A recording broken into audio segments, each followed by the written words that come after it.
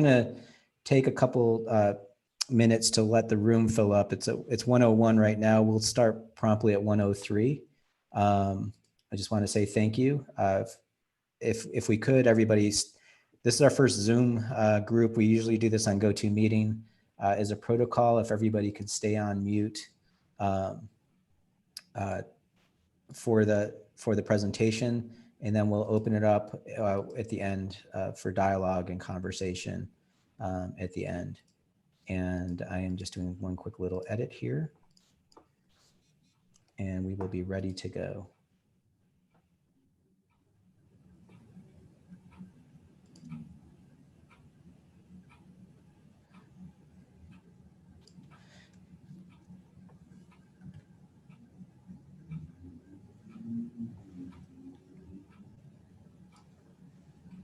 So can y'all see full screen? Yeah, you're good, Joe. Okay. 30 seconds. So how are you guys doing? Good? Thanks for joining us, and thanks for being part of this. I do appreciate it.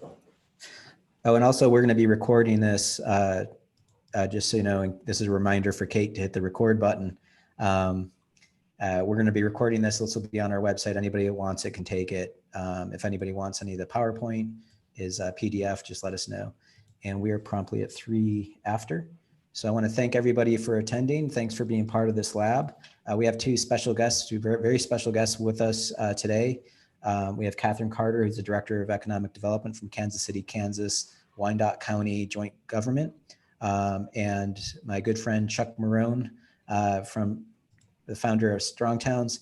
Must have been about a year ago, we did a presentation on behalf of the Kauffman Foundation, funded an analysis of Kansas City, Kansas, and Kansas City, Missouri, is a metro analysis. And one of the things that we got into was redlining. So the focus of this lab is going to be focusing on equity issues and redlining, what our role was as an analytic side, and also from Chuck's side of presenting, and what we did in the community, and how basically this is also to hear from Catherine of what's happened at the local level and how do you implement this stuff, what works and what doesn't from a communication standpoint. We're going to take everybody's questions. There'll be a second part of this show, the last 15 minutes, where we'll get into a form of PowerPoint DJ or questions of the speakers. So feel free to add the questions in. My colleague Kate Ryba will moderate those questions and spur the conversation going in. But let's just hold on to our seats and get into the data. I'm going to do a quick little presentation of the data, and then open it up for Catherine and Chuck to talk about this and talk about the work. So really quickly, the question that came out, there's actually two questions we're going to focus on that came from the audience. One is the redlining is factual and the impacts are real. How do we acknowledge this or tease this apart? And how do you move forward with neighborhood revitalization? That's the thesis that we approach the analysis, and we'll show you how we handle that, but also how we talk about it in the work of, and how Chuck has talked about it in the Strong Towns presentation website, but also what Catherine's doing at a local level. And the other question that came up, and this is fairly wordy, but I'm just going to go ahead and translate this. But when you're bringing issues of equity into a conversation with transit-oriented development, how do you keep people from losing focus? One of my rules, just starting out, I'm always translating things to be as succinct as possible. And I try as much as possible not to use language that could be read as political. Unfortunately, words like transit-oriented development tends to be a left-leaning political word. I don't use that. I just talk about mass transit or other forms of transportation modality splits or whatever, something that's more agnostic. Equity is on the fence. Equity can be used both sides, but oftentimes if you just use the word fairness, that'll work. And I'll get into an example of that. But first, let's talk about redlining. For those of you that are new to redlining, I would highly recommend reading the book Color of Law. It's a really amazing document on what happened with redlining, but basically it started in 1934 as part of the federal home loan program. Mortgages changed from 7-year mortgages to 30-year mortgages, and the federal government got involved with underwriting them. Pretty much every city across this the state adopted a form of a map that made a 4-range system of investment. So they basically left it up to local communities to say what's good investment, what's desirable investment, what's declining, and what's hazardous. Hazardous is what's the redlined areas. Those are the neighborhoods that were deemed unfit. It also became almost impossible to get a mortgage in those neighborhoods because of that. So think of this, they're just basically saying, we're not going to invest or underwrite mortgages in those neighborhoods. The green and the yellow, the green and the blue ones definitely, maybe in the yellow ones. But just to walk through one example that's pretty painful is the Miami redlining analysis. Here's Miami. I went to school there. This is the Black Grove. It's still called the Black Grove. Back then, and this, oh, by the way, this website, Mapping Inequality, is a great website that has incredible data on it. You can go to this site and they have a lot of the scans of the original documents. And that's where I got this document here. So this is the scan of the Black Grove, or they called it then the Negro Grove. And what you'll see what they're measuring, and this is what you'll find in every community, they're measuring foreign-born and predominantly Negro. So here they have 90% Black population and no foreign-born.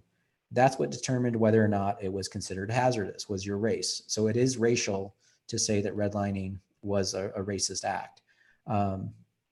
So what you'll find that's interesting about the documentation is right in the documentation, they say there's no detrimental effect if you're Black in this neighborhood.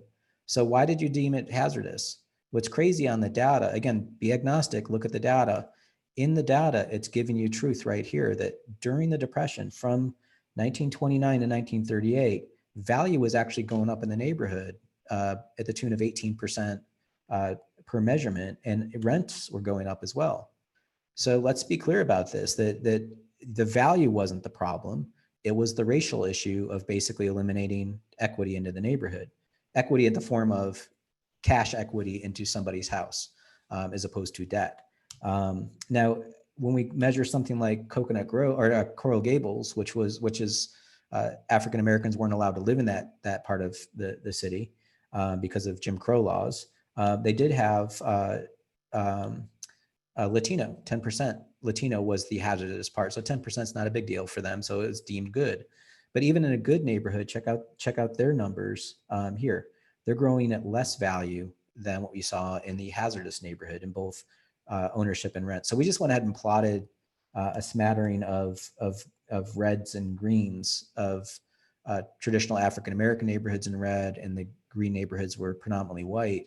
And you can see through the Depression, and again, this is just giving the community data that you can see that, let's be honest about this, how is it that the poorer neighborhoods are actually excelling in value, even with the suppressions of removing the mortgage industry from this? When you see this pattern, redlining stopped in 1968, but you have 1934 to 1968, this was a problem in every American city. So even though, you know, we could say, well, my family wasn't a slave holder because they're a bunch of Italian immigrants. They were part of this system because my family was here before 1968. And we could move from being Italian to being white, where African Americans don't have that luxury and benefit. So that's a truth in redlining.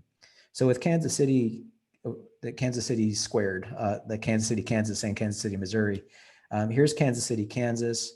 You can see the downtown model of its value per acre. Purple starting at about 3 million per acre. We had to tamp that down because when you bring in the economic model of Missouri, the Missouri side is more potent. Now, one of the things that you're looking at from an urban design standpoint is you have polynucleated city where you see downtown, a downtown, and then for all intent and purposes, Country Club Plaza is a downtown, and so is the area by the hospital. So you have multiple downtowns of varying degrees, but you can see the evidence in the model right here, where there's a plateau and a drop off east of Troost right here. Troost Avenue is a dividing line in town. So we dropped the red line map on the city. Troost Avenue is that vertical red line, and east of Troost is predominantly redlined and yellow lined. Now in Kansas City, Missouri side, this is the Kansas side over here across the river of Catherine's area. On the Missouri side, some of those redlined neighborhoods were Italian neighborhoods, but they're predominantly African-American neighborhoods that were redlined.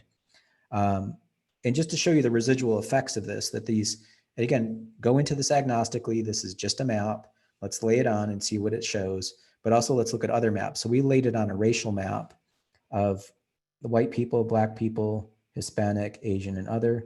White people are blue. East of the line, you can see, is still predominantly African American. And you can see on the north side of Kansas City, Kansas, is still African American, even though that's the area that was predominantly redlined, the east and the north side. So the south side of Kansas City, Kansas, has moved toward more Hispanic in those neighborhoods. So we can see this, but we're looking, how do you measure this? Let's put aside the racial side for a second. What's going on economically? So if you happen to be Black in this neighborhood or this neighborhood, you can't sell your house for 30 years, basically, because I can't go and get a mortgage in that neighborhood because the banking industry has deemed it a risky bet or hazardous. So you'll find that uh, housing gets transferred to heirs, the kids move on, the house falls apart. So we're looking for where the house falls down or it's taken by eminent domain or tax foreclosure or whatever. And when you lose a house, that's an economic calamity that you still have to pay for the street, the sidewalk, the road, the park, whatever. You're getting very little taxes out of it. And you see a strong correlation between vacancy and redlined areas. And on the Kansas City, Kansas side, Catherine's dealing with 3 square miles of serviced real estate that has very little taxes. And on the Missouri side, it's double, it's 7. And sure enough, when you tapestry the redline map onto the valuation model, you see how every district, once you go down those grades from green to red, there's a haircut each step of the way. And on the Kansas side, it's even worse here. Now, Kansas, Catherine's team was more interested in digging in a little bit deeper because they're already addressing some of these issues. So we measured not only the vacant land, but also here's one neighborhood that's got a high density. This is, I've been calling this, Catherine, I've been calling this the Quindaro neighborhood. I don't know if it has a specific name, but it's along Quindaro, which actually has yeah. Yeah. It's actually got a spectacular history that John Brown's father started a university back in the 1800s, just a couple blocks away for African Americans coming out of the Underground Railroad. But these are all the tax delinquencies. So Catherine's got to maintain a government, got to maintain a staff, got to maintain services with people not paying taxes or paying very little. So measuring the numbers on this is the 732 vacant lots in this one neighborhood, averaging about $400 of taxable value, which is nothing. Very little taxes come out of that. So just imagine 2% on $400. That's going to be the annual tax on that property. Now, when you put houses on it, so the houses that are left, those are only pulling 17,000 of taxable value, which is not much. Now Kansas does value their real estate very low at a state level, but still 17,000 is 40 times more than 400, which is good. So the other thing you can do is, again, going back to the data sets, they actually have the old valuation of the real estate. So we just did a really simple back of the envelope analysis. Josh McCarty went back through and just basically glued houses on the properties of these 732 houses and just said, let's just give them a number so that they know the cost of losing housing. So from a community standpoint, you have to start somewhere. You can't just say you're bad, your grandparents are bad, everybody's awful. No one likes that. It's just the guilt's not going to help things. This is a factual information. They need revenue. So putting those 732 houses on and running the numbers of what taxes they would have produced over those 70 years, that's $30 million. So having a number shows the consequence. And that's basically what we're trying to deliver is this is the cost of inaction. This is the cost of following a policy that caused a problem further down the road. And it's a reality that the community lost $30 million and lost taxes in this one neighborhood. You could go ahead and do this for the whole city if you wanted to, but let's just start here so you understand that. Now, because they're paying for roads and pipes and whatever, you're losing money because you're not getting revenue. How do you level that so you're at least breaking even in this neighborhood? And that would take 18 houses. Now, here's the dilemma. Who's going to pay for that? How are you going to get that funded? How are you going to finance that? Because if you try to build a house the house is going to cost you $180,000. There's no way around that. The cost of an object is the cost of an object. So one of the things that we offered in this situation, because the banks are going to say today, we're not going to fund a house that's worth $180,000 in a neighborhood that's only pulling 17,000. You know, is that racist? You know, I could argue that yes, it's because it started as a racist policy, and this is just the residual effect of that. But again, that's not going to change things. But what you can do is say, is there an opportunity to fund 18 houses? Is there a way to do it as a TIF district? Could you find a way to find local entrepreneurs and just give the land away? What can you do to discount it? And that's what we're going to talk about with Catherine. But just to close with this one piece, realize that after that stopped in 1968, in the 60s and 50s, we followed through with an additional program called Blight or Urban Renewal. So here are these neighborhoods that had revenue, had money pulled from them at a federal level. Well, gee, how did they get blighted? You know, go figure. So then you hammer them with large institutional investments and top down, like maybe we can change this thing, without understanding at a granular level how these things got there. So that's a 17-minute blast of stuff. I want to go ahead and open it up to Catherine and Chuck here. And do you want to start with, let's start with Chuck, because Chuck was there on stage and delivered a presentation on this as well. And then we'll get to Catherine and how do you roll your sleeves up and act. So I'll turn it over to Chuck. Let me talk a little bit about what we've done at Strong Towns with this, because I was actually on the radio yesterday in Kansas City on their NPR affiliate. And the first question they asked me is, you know, why are two white guys, because it's me and some other guy on the radio talking about this. And my answer was, we should all be talking about this. This is part of the history of cities. It's part of the way that cities have been built and have developed. And this is, you know, not a Black problem. It's not a Hispanic problem. It is not, you know, a thing for someone else to solve. This is actually our thing as a community to start addressing.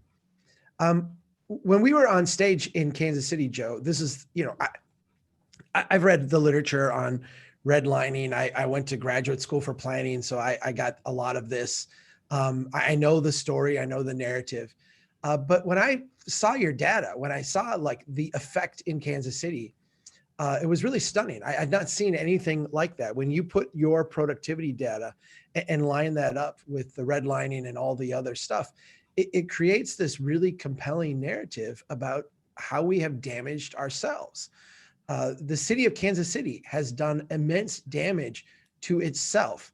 There's a huge racial component to that, but there's a huge community component to that. 52% of the land in Kansas City in the 1930s was designated as hazardous. Over half of the land in the city where you have, let's look at this from a Strong Towns lens, you have sewer and water invested, you have roads and streets invested, you have schools, you have transit lines, you have all these kind of community investments that we have collectively made. And you've said as part of policy that half of that investment we're just going to devalue and systematically devalue over time. This is atrocious policy. And when we look at the way it has reflected today, what we see is that we're continuing to do ongoing damage to ourselves by not addressing this past inequity. A big part of what we have tried to do at Strong Towns with the data that you provided, Joe, over this year is to go through and look at all the different aspects. We spent a lot of time looking at the TIF projects that the city has done. We spent a lot of time looking at the burden on infrastructure that the community has assumed because of the horizontal development pattern, because of all the subdivisions they built out on the edge and all the liability that they have taken on. The interesting thing when we got to this redlining component was that the tools that we have historically used to do development have been directed towards things that pay a negative return, the things that don't pay off. Those TIF projects, even the ones that you designated as, well, maybe this was a good TIF or maybe this TIF worked out, even from a strict like financial analysis, these were bad projects. The city has thrown tens of millions of dollars at large developers, large corporations, big projects and subdivisions to try to create, more residential housing, more sheetrock palaces out on the edge. And all this stuff has been a financial loser. Do you know what would not be a financial loser? What would not be a financial loser is taking that $400 lot and getting a $16,000 house in it. That doesn't seem sexy, and that doesn't seem like a grand thing to do. It certainly doesn't fit our mortgage programs and all the other things that we've created at the federal level to create suburban style development over and over. But in terms of the tax base, in terms of the community, and in terms of the wealth that would flow to individuals living in the community, this would be a huge win. And so the question that we struggled with is, how do we take the tools that we have today that are really scaled for large top-down mega project, continue this negative pattern of development? How do we take those tools and rescale them so that they work for people? And particularly people in these formerly redline neighborhoods, these struggling places, these places that have seen such disinvestment. And let me give you one specific example, and then we'll turn it over to Catherine. When we look at something like opportunity zones, to me, the whole concept of an opportunity zone has economic development in distressed neighborhoods backward. The idea of an opportunity zone is, let's take Wall Street money, give it a tax shelter in a poor neighborhood, so we can come in with really a cataclysmic level of investment and utterly transform these places and make them more like, in the case of our map here, the green and the blue neighborhoods, the white neighborhoods. What economic development in distressed neighborhoods need to look like is, how do we take the tools we have? You mentioned tax increment financing. I think that is clearly a tool. I also think direct cash payments to some degree to get things started, something that would vest over time as people stay in the neighborhood, waiving of sewer and water charges and other utility fees, the idea of giving free lots to individuals who, in a sense, want to homestead these neighborhoods. The idea of economic development in distressed neighborhoods is more about service. It's more about, how do we work with the people who are there to assist them or to help them, or to really follow their lead and clear obstacles and paths out of their way, so that their efforts result in their equity, their wealth creation, their ultimate empowerment, and the building up of those neighborhoods. One of the memes that we hear a lot, or one of the feedback that we hear a lot when it comes to, and our article was specifically titled about reparations in local communities. One of the things that we hear a lot about is, we shouldn't be involved in a reparations discussion. We shouldn't be involved in handouts to distressed neighborhoods. We shouldn't be involved in that, because I played by the rules. I worked hard. I did everything I was supposed to do. Why don't people in those neighborhoods just do the same thing? And the reality is what we see in the redlining maps and what we see in the way the policies have echoed down over time, is that one neighborhood in a game of equity building poker was issued face cards and aces, and another neighborhood was issued 2s and 3s. It doesn't matter how much you play by the rules or how hard you work. It's really hard to screw up a winning poker hand. It's also really hard to play your way to success when you've been dealt bad cards.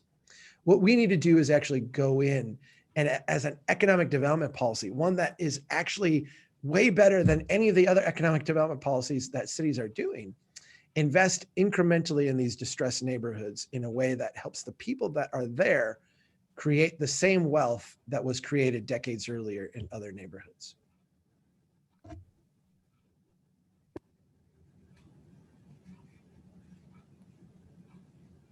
So I muted myself. Sorry about that. Yeah, you're good. I was going to say, we should probably hear from Catherine about what is actually happening in Kansas City, Kansas, because I've had a chance to meet with their mayor. I've had a chance to meet with a number of their staff. They're asking hard questions. I like the fact that they've humbled themselves to say, how do we do this work?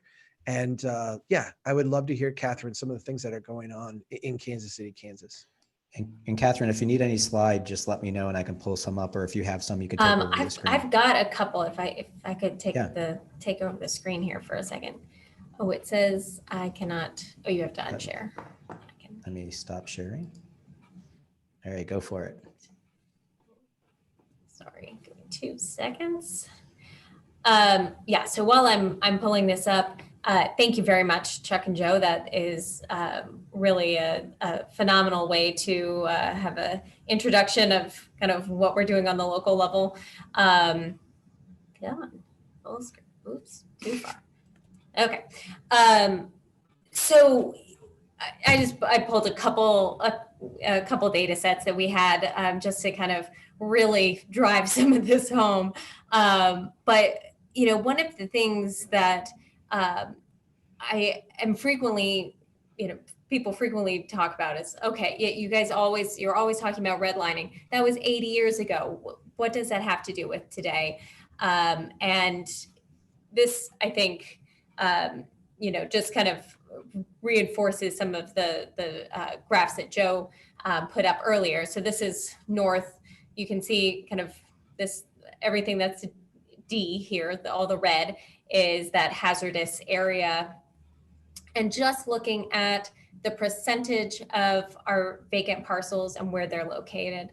So, I mean, in this area, you have well over 50%. In some situations, almost 70% of the lots are vacant.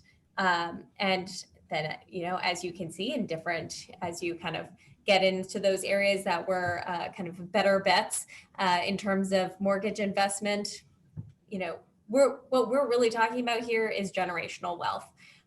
This is not something that, just because, your great grandmother couldn't sell her house in 1947. That's not all we're talking about. It is continued over time to the point where, even the fact that we have all these vacant parcels is specifically because people were not able to sell their property.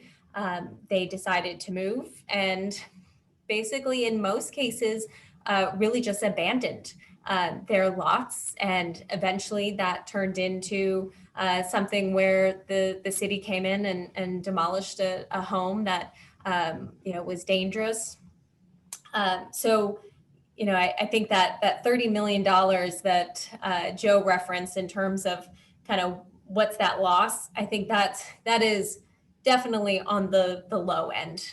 So that is assuming kind of the current appraised value, but I think that whole area has just been so tamped down for so many generations that really the loss that we're talking about is far more significant. So one of the things that we've really tried to do is, as we're taking a look at this, and we've got about, so we have a land bank. The properties that come into the land bank are properties that were not sold at a tax sale. So these are properties that have been tax delinquent for a minimum of 3 years. In many cases, far more years than that. They eventually come in, to a tax sale. No one purchases them. There are a few homes, and I'll talk a little bit about some of the homes and kind of what we're doing with those to stimulate a market. But for the most part, it's vacant lots. And so we've got about 4,000 vacant lots in our city. The vast majority of them are in this area that it was historically redlined. And so what we're really trying to do is trying to figure out, this is the area of the city. This is the traditional historic area of the city. All of these areas need all those public services to provide good public service, water, good streets, all of that. You need tax revenue. And the only way that we're going to be able to increase our taxes rather than just continually increasing property taxes, which this is the challenge of a city where you have a lot of homes that are somewhat undervalued, is you can keep raising property taxes, but the margin is going to be so little in terms of what you're really raising for the city to provide those services, while it actually puts a far stronger barrier and obstacle for the folks that are still living in those homes. So what we're really focusing on is how do we increase that population, increase the density, and we know that there is a market there. The problem that we run into is that the financial institutions and banks don't always believe us. So a big thing is, all right, how are we going to prove to people that there's a market and actually get people into rehabbing the homes that are currently in these locations, and actually building on the infill lots. So one of the things that we've done, Joe, did you have a thought? No. Okay, sorry. Keep going. So one of the I'm things just that we've reading done, the questions, but you keep going. Oh, okay, okay. Is, when someone does come to us and say, "Hey, I'm interested in buying an infill lot," and to be honest, if you're going to put some investment on it, we'll give you the land for free. That's not an issue. So that's one barrier that we try and get rid of. But when you're looking at that map, you're like, oh my gosh, there's 4,000 of these vacant lots. How do I even begin to decide where am I going to build a house? So one of the things that we've really tried to do is continue to kind of identify all the barriers and really drive people to lots and areas that we think are, they'll be able to build, and then they will be able to sell their home one day, which is the whole point. You don't want to build a home and then be stuck there, and that's kind of the situation that has been there historically. So this is just a quick snapshot of kind of what we're terming our top 100 lots. But the thing that we've tried to do is look at, all right, has there been a home that's been rehabbed or built in the general vicinity so as you are actually going to be able to get a construction loan? We're looking at, were there homes that were demoed? The entire home was just plopped into the basement, and now you're looking at another $10,000, $15,000 in terms of site preparation.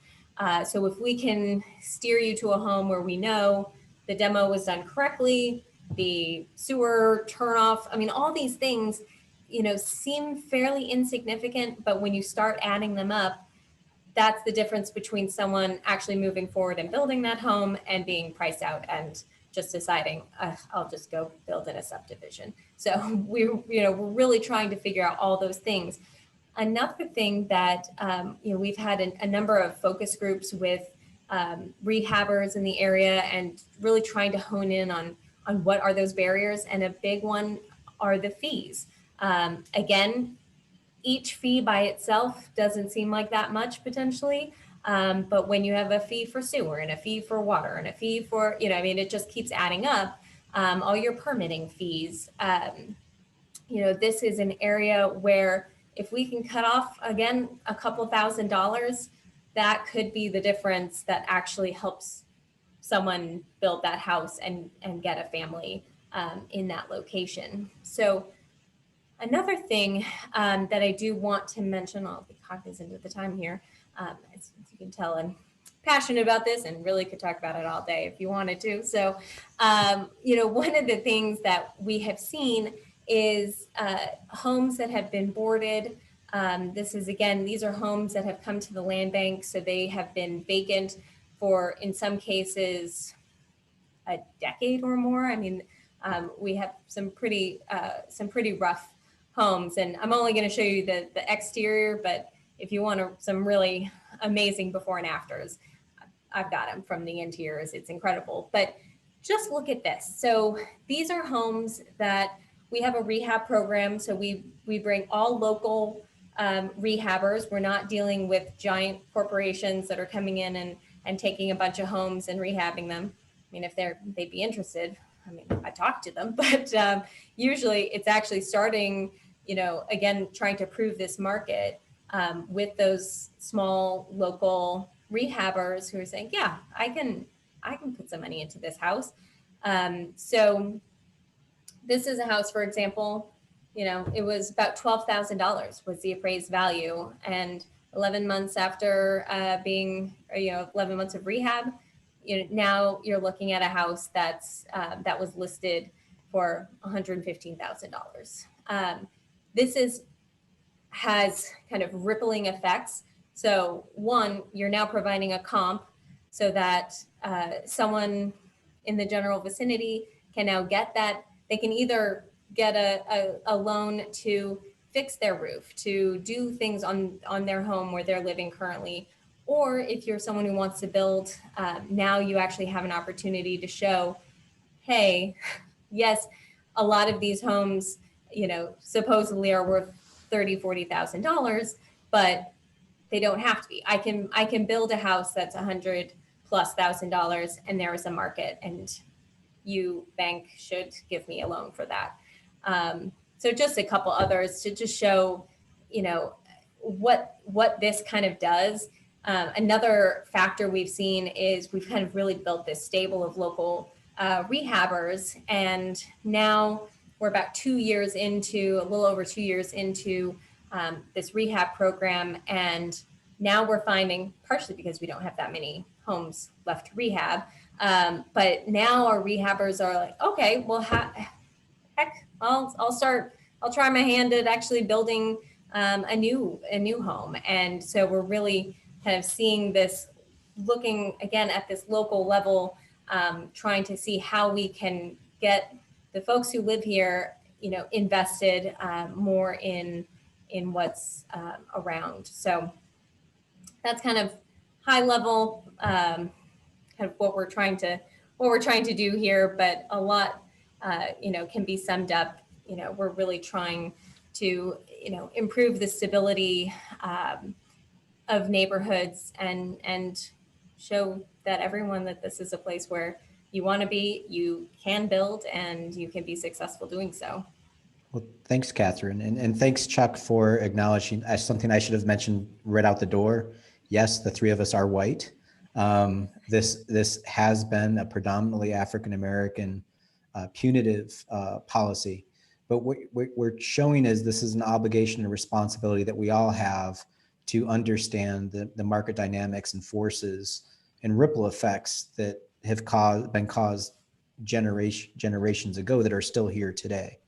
And I think, Catherine, you brought up an excellent example of that you've got to change the dynamics of and I'll put using air quotes here, the market, and what the industries use as indicators or the indices species to create new investment. So those legacy effects are still here, where they're just focusing on what the comp is or something like that, and you're tweaking that, and by moving that one number, it's going to help stabilize a neighborhood.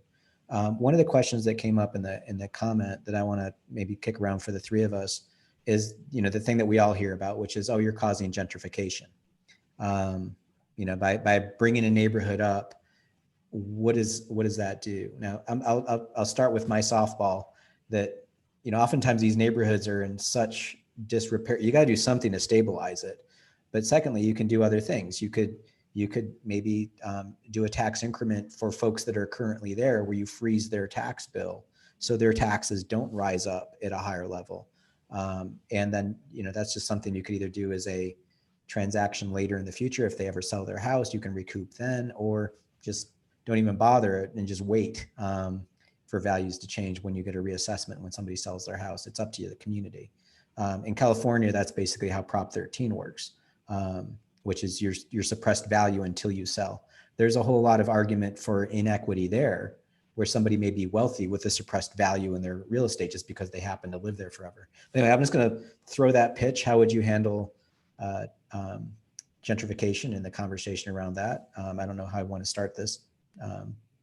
Catherine, you're on the ground. How do you handle that? Yeah. So yeah, that's definitely a question that comes up frequently. I will say from the KCK standpoint, and it does depend a little bit. It's kind of a neighborhood by neighborhood, really street by street in some cases situation.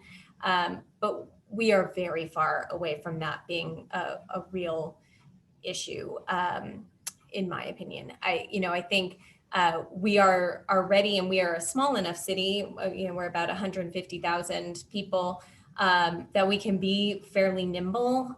So as we see something like that, we've already had discussions that, having, as you were mentioning, Joe, kind of freezing property tax to make sure that there's no displacement. The last thing we want is displacement. We want to be able to, we're trying to encourage people to either come back, which is actually something that we've seen more than anything, is folks that their parents or grandparents lived in the neighborhood, and then they're actually the ones that want to build a house and move back. But how do we encourage that, knowing that will likely be a slightly different mix than kind of the historic nature of the city, while being kind of cognizant of and really keeping an eye on any kind of displacement and other kind of side effects. And so you are keeping, oh, go ahead, Chuck. Go ahead. I was just going to say, I so much of our conversation around gentrification to me is really messed up, because it tends to focus on, gentrification has two aspects to it. It has investment and dislocation. Investment that results in dislocation. And oftentimes we say we don't want the investment because we don't want the dislocation. But a neighborhood that isn't invested in, a neighborhood that isn't loved, is going to become a despotic place for the people who are there. I feel like, what Catherine said to me creates a huge insight into what is going on here.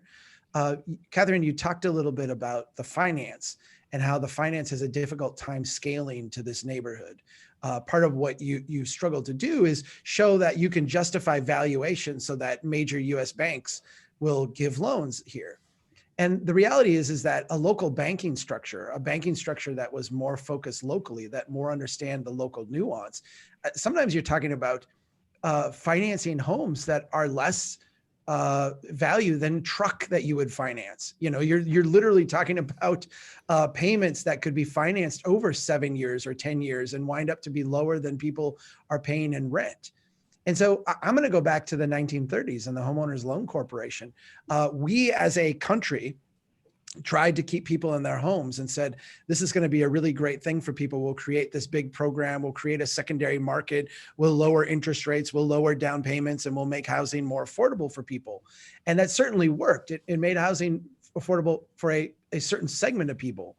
But the longer we cling to this approach, the longer we cling to the notion that everything must be financeable on a 30-year mortgage, able to be sold off onto a secondary market, able to be insured by, Hancock Insurance Company or whatever we're going to be. What we're doing is we've created a suite of products that don't scale to this neighborhood. We need a different suite of products: financing, insurance, building, that actually scale to this neighborhood. And Catherine and her colleagues can do amazing work. And they are doing amazing work. But until we surround them with those tools, it's going to be really hard to get something done in a mechanism that doesn't, if it proves to be successful, ultimately result in gentrification, because the financial system we have, that is almost its stated goal and objective. Well, surely there's been conversations in KCK around this, Catherine. Like, how do you, if you, and this isn't to say that there are folks that are left in those neighborhoods, there are folks that want to come back into those neighborhoods, but there's systems at play that you're trying to allow grassroots reinvestment. So what's worked as far as things that have tried, and what are things that are kind of really difficult at a local level to do the financing? What would be the challenges to Chuck's offer on this? Well, I think part of it is, we can work with, and I saw a comment come up about credit unions and community-owned banks. That is definitely something that we're trying to work with. They certainly can be a bit more kind of think outside the box a little bit, not quite as rigid in terms of what they're looking at and kind of checking all the boxes. Unfortunately, at the end of the day, it really is the larger institutions that hold the purse strings. One thing that has really worked, and we kind of get back to this incremental development idea, is, you saw some of those before and afters for land bank rehab. So once that house is no longer the worst house on the block, and in some cases it goes from the worst house to the nicest house on the block, that what we've seen is that actually encourages everyone else to kind of look at their house and be like, oh, do I need to paint? And I should probably fix my porch, because then no one wants to be that worst house. So we are seeing, what has really worked is we are seeing some nice kind of incremental development of the people who live there and love their neighborhoods, which has been fantastic. The biggest challenge, honestly, has been real infill, and how do you get people interested in a location where, in some cases, we have blocks where it's the vast majority of the block is vacant, and kind of putting some larger strategies around that, working with the neighborhood, but also understanding that the neighborhood and the government, while long-term kind of goals are aligned, kind of how you get there, sometimes there could be some friction. And so really trying to work through that. There's several questions that have come up in the chat box that I'm watching. And this is going to be a no-brainer softball pitch for Chuck, but zoning. Can zoning be a problem and also an indirect way of extracting wealth or causing issues of equity development? And my short answer is yes. But I'll just, what's the conversations at a city level for like things like minimum lot sizes or any kind of like ridiculous zoning stuff that's still entrenched? And have you found a way to get rid of that or raise that to the level of an equity conversation? Yeah, it's an important point.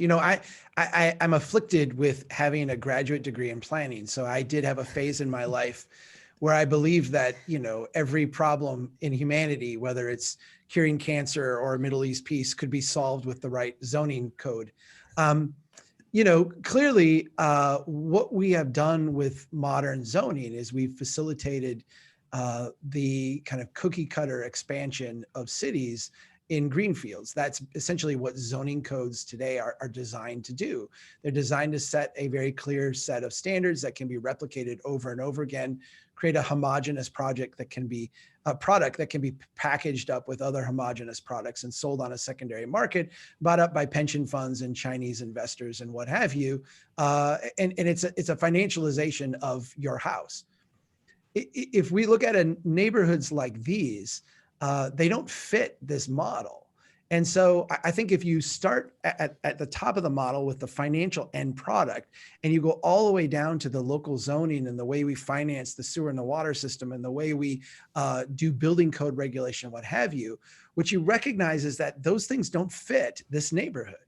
They actually are not in service of this neighborhood. And so I think that the burden that we have, the burden that Catherine has, and you can see, the struggle here is that a lot of what needs to be done is that these tools need to be either removed, like taken out of the way, or repurposed in a radical sense in order to fit the needs of neighborhoods like this.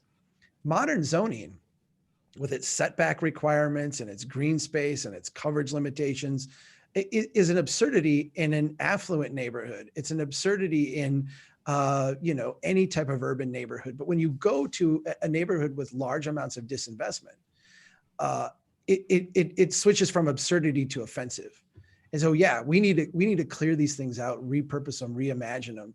And I would just start with going through the neighborhoods and seeing what is there now, and how do we make that have the least amount of regulatory friction to replicate over and over again. Catherine, what have been the conversations with your peers inside planning and zoning? Has there been, how's the conversations gone from a zoning perspective? So zoning can be a challenge. We are currently going through a zoning rewrite right now, so I am hopeful that some of these issues will be kind of rectified here shortly. Fingers crossed. But Yeah, some of the things that we see that frequently come up, folks wanting to do more kind of cottage style homes where they're doing, they've got, one or two parcels and they're building, three or four kind of tiny lots that maybe have a shared couple spaces because not everyone needs a car, wants a car, et cetera. But we've got a very strict, if you're a single family home, it needs to be, I can't remember exactly what the square footage is, which is somewhat arbitrary since if you look at some of our neighborhoods that were built in the turn of the last century, most of those houses are smaller than we technically approve today, and they've been lived in and loved for over a century. So You mean people don't spontaneously combust in small houses? turns out they don't. So yeah, Well, the amazing thing about yeah, small houses eventually become big houses too. I mean, that's the thing that is amazing, is that a starter home in historic neighborhoods in Kansas City is what we call a tiny home today. The reality is that in the past, those were just starter homes. That's where people started out because that's what they could afford. Why we insist on an affordable housing being something that is, in a sense, a more intense product, and we can't start people out at something they can afford and have a framework for them to build on and add on as they build wealth and equity. To me, we're Andres Duani said this to me once, and being from Minnesota, this really stuck. He was talking about in New Orleans and the rebuilding of New Orleans. And he said, basically what everybody wants to do is make them like Minnesotans. He wants to make them have 30-year mortgages and 9-to-5 jobs. And that's not the culture of New Orleans. That's not who they are. That's not the way the city was built. And that's not the way these people live. I think if we respect the neighborhoods of Kansas City, Kansas, we will go there and say, we're not trying to make you into Minnesotans. We're not trying to, start where we're at and convince you that that's the way to live. We start where they are and we say, how do we create products that fit your life and help you get to where you want to be? And I just to add to that, it's, talk to the neighborhood, understand the neighborhood. And the earlier question that I threw in there last minute that came in today, which was about transit-oriented development and equity. We're doing this project in Indianapolis for a bus rapid transit corridor. And we just pulled the data on the people that live there. 60% of people inside the walk shed for this super high investment bus corridor, 60% of the households have one car or less. So why do you have a zoning requirement that requires 2 parking spaces per unit? Why are you doing this? And it's like, that drives up the cost of housing. And also parking is devalued and doesn't produce a lot of taxes. You're actually undermining the ability to pay for that bus. And so it's just, we have to be cognizant of how these things are connected, and to use strong towns, be humble enough to see this. There were questions that we didn't get to. We're gonna try as much as possible to get through these. I want to copy them all and make sure that we capture them somehow. I'll talk with Kate about that.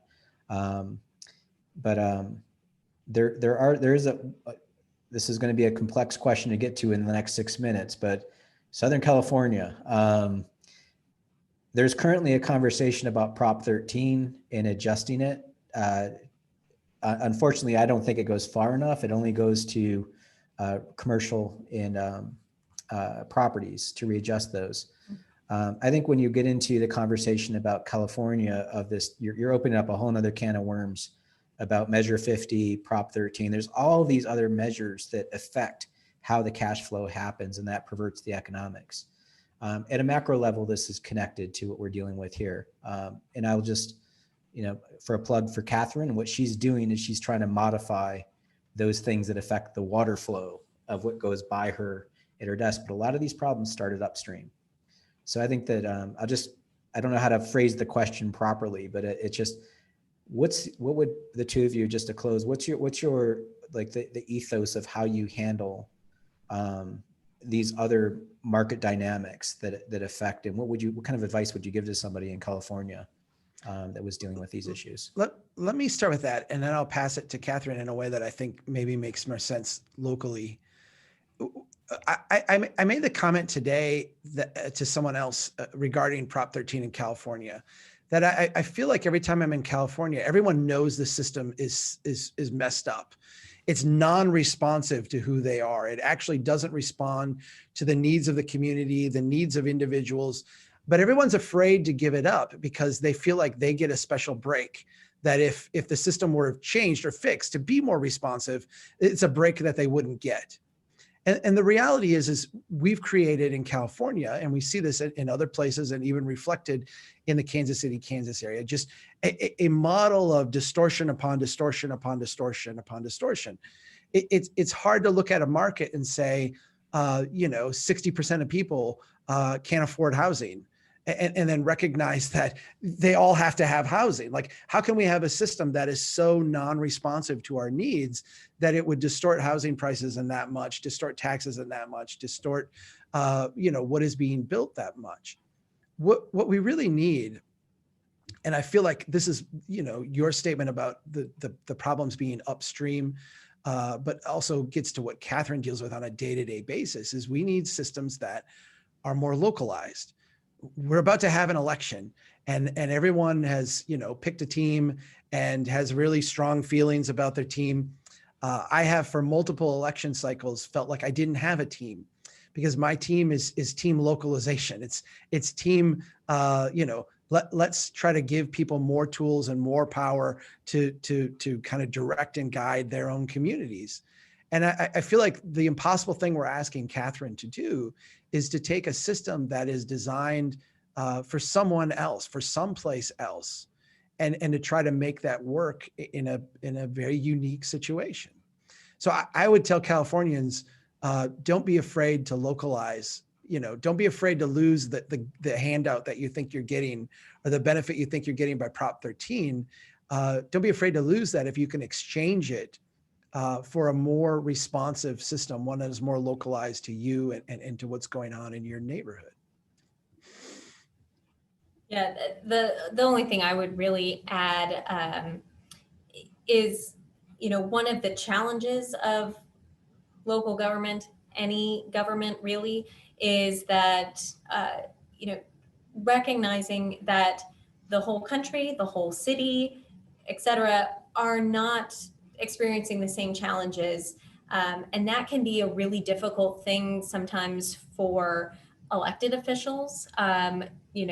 We kind of have the way that our government system is, set up in most cases is kind of, we divide it up and you've got your constituents and that's who you go to bat for, which is great, but it's kind of like everything has to be fair and we've got to split up, the pie in exactly equal, when not every area needs that amount and some areas need much more than that.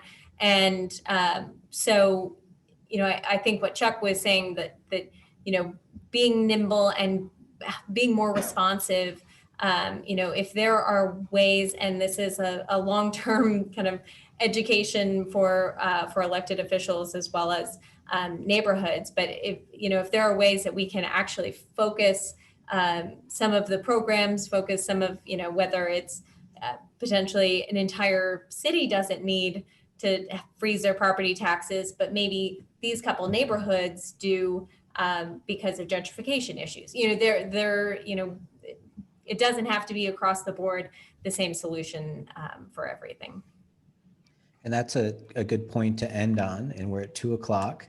And I will say, in my experience with KCK and the conversations with your commission, it's once people have their brain around the issue, they are willing to have that conversation about fairness and realize that folks in that neighborhood can't handle a dramatic change in valuation, which would drive them out of their houses. So from a standpoint of equity, fairness, and relationships of that we're all in this together, people do see their city as a family and will be willing to have that conversation if they can see the information.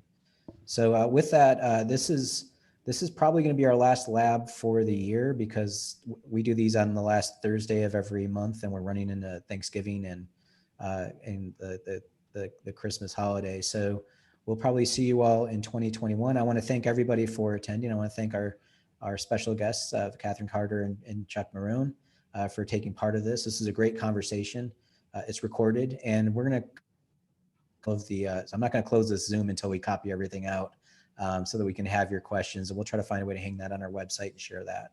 So again, thank you guys. Thanks for attending, and thanks everyone for being part of this. Thank you, Joe. And thanks, Catherine. You are doing amazing work. And really, I feel like, so much of the attention in our space goes to the New York and the San Francisco and the big glamorous cities. You're a hero, and the work you're doing is astounding. And I hope people, understand more that there's so much innovation going on in places like Kansas City, Kansas, that we can all learn from. So thanks for agreeing to be part of this. Thank you. This has been great, and it's great to have the work that both of you are doing to kind of prove up kind of why we're going in a direction we're going. So it's a team effort. Thanks, everybody. Thank you. All right. Thank you. And let's